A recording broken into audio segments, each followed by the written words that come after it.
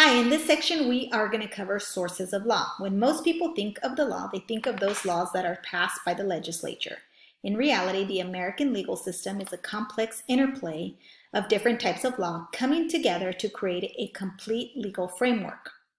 These types of laws typically follow the structure of the American government, with laws being created by the legislative, judicial, and executive branches.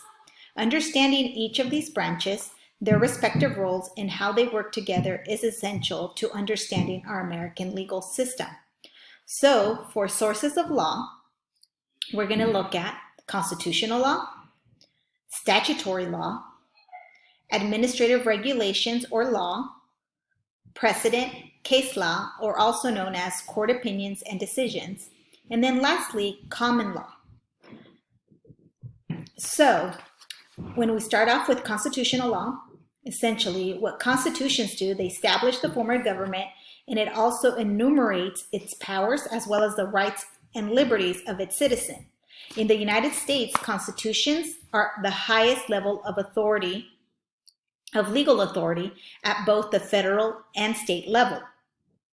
Yes, we have one U.S. Constitution, but states also have their own constitution. For example, in California, California has a California Constitution. Next, we'll go to statutory law. So in statutory law, essentially laws passed by an elected legislative body. At the federal level, we have our U.S. Congress, which is comprised of our House of Representatives and our U.S. Senate. At the state level, we also have a legislative branch. It is composed of the California State Assembly and the California Senate. Next, we'll move on to administrative regulations or administrative law. These are decisions, rules, and regulations made by constitutional offices in administrative agencies of the executive branch. When authorized by enabling legislation, agencies promulgate rules that specify how they will carry out the law. These rules, or what some call regulations, are collected into a topical code similar to legislation. So an example of an administrative law. A lot of you guys hear about environmental law, the CEQA.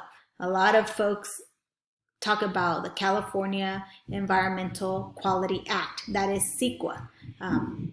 They have, as a result, developed a number of regulatory rules that local jurisdictions, businesses have to abide by in order to do projects in our state and also in our country.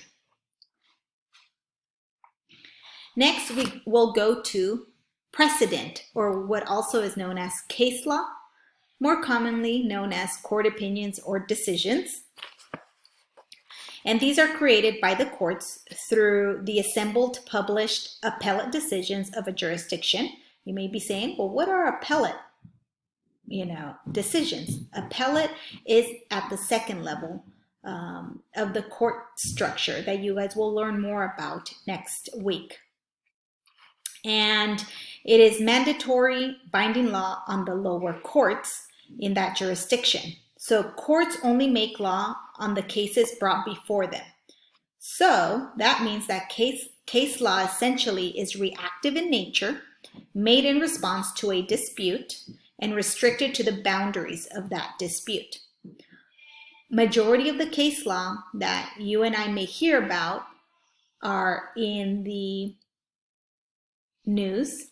For example, the current events discussion board that we just posted on the Second Amendment, or even last week's post. Those two decisions are what are considered case law in our country. Lastly, I'm just going to touch a little bit on common law, even though I wrote a little bit more on this slide.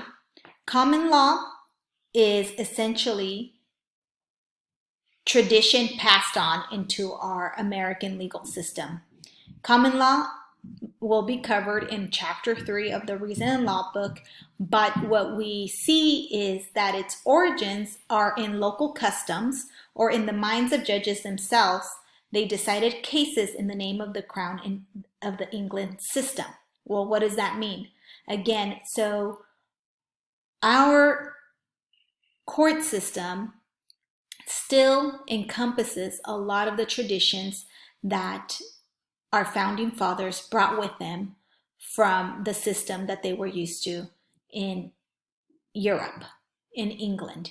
And so a lot of those decisions that were ruled by the king were established under the customs of the community. You guys will learn more about that, so we won't get into too much detail, but that is common law. However, for purpose of the class, when we're talking about sources of law, we can point to four main sources of law. Number 1, constitutional law. Number 2, statutory law.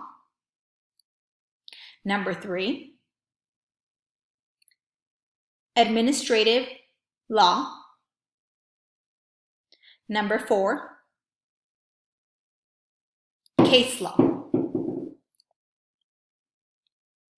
Those are the sources of law that you are responsible to know. In the later chapters, we will get into common law.